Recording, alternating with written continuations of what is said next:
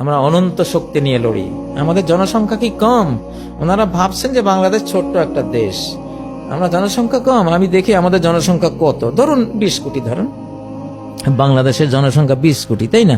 না, আল্লাহ তাআলা কি বলছেন সূরা আনফালের মধ্যে, ইয়াকুম মিনকুম 20 সাবিরুনা ইয়াগলিবু মিআতাইন, তোমাদের মধ্যে যদি শুধু 20 জন অটল অবিচল নির্ভীক সৈন্য থাকে, ইয়াগলিবু মিআতাইন, 200 বেঈমান সৈন্যকে পরাস্ত করতে পারবে। 20 জন 200 জনকে, তার মানে কি 20 জন 200 মানে কি একজন 10 জনকে হারাতে পারবে। একজন সমান 10 জন। আমরা বাংলাদেশ আক্রান্ত হলে আমরা একজন 10 জনে হব। তাহলে ধরেন 20 কোটিতে 10 গুণ দেন, কত? 200 কোটি। বাংলাদেশের জনসংখ্যা কোয়ান্টিটিতে যদি 20 কোটি হয়, কোয়ালিটিতে 200 কোটি। 200 কোটি। আর যদি ভারতের যে 30 কোটি আছে, পাকিস্তানের 25 কোটি, বাংলাদেশের 20 কোটি, কত?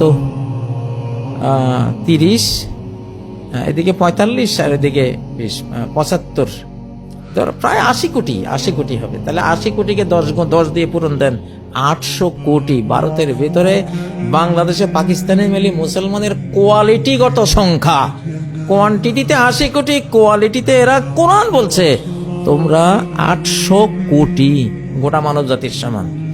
মনে করেন না যে আমাদের সংখ্যা কম। সান্দুরা, মুসলিম কখনো যুদ্ধে হারে না।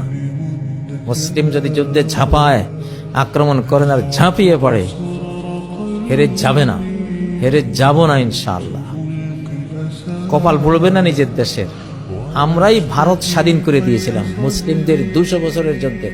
আমাদের হিন্দু বন্ধুরা যখন কিনা ইংরেজদের তোয়াজ করতো, রবি ঠাকুর যখন ইংরেজদের কি জগৎ ভারত বিধাতা না জানি কি বলে ইংরেজদের তোয়াজ করতো, তখন আমাদের তিতুমির বাঁশের কিল্লা দিয়ে যুদ্ধের ডিক্লার দিয়েছে। আমরা যুদ্ধ করেছি, আমরা শিখিয়েছি। 750 বছর আমরা ভারত শাসন করে ইংরেজদের হাতে যখন দেশ চলে গেছে, ভারত চলে গেছে, আমরা 200 বছর লড়াই করে স্বাধীন করে আমরা পাকিস্তান নামে আলগা হয়েছি, বাকিটা হিন্দুদেরকে দিয়েছি।